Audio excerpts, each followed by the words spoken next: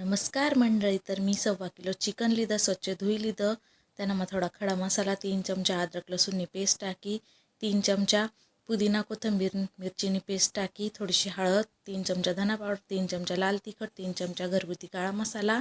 4-5 चमचा बिर्याणीना मसाला, अर्धा किलो दही, 1 लिंबूना रस, थोडा पुदिनाना पाला, थोडी कोथिंबीर,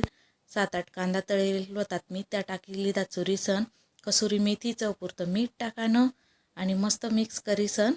मॅरिनेट करल्यानं यांना मग तेल टाकानं 5-6 पळीन झाकीसन मॅरिनेट करल्यानं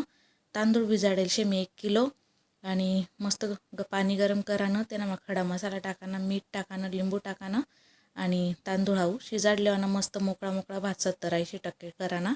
आणि भातना एक लेअर लायल्यानं त्यावर कांदा वगैरे टाकीसन परत दुसरा लेअर लावाना, केसरनं दूध टाकानं, थोडं भातनं पाणी टाकानं, अर्धा कप तूप टाकानं आणि दम दिल्यानं मस्त 45 मिनिट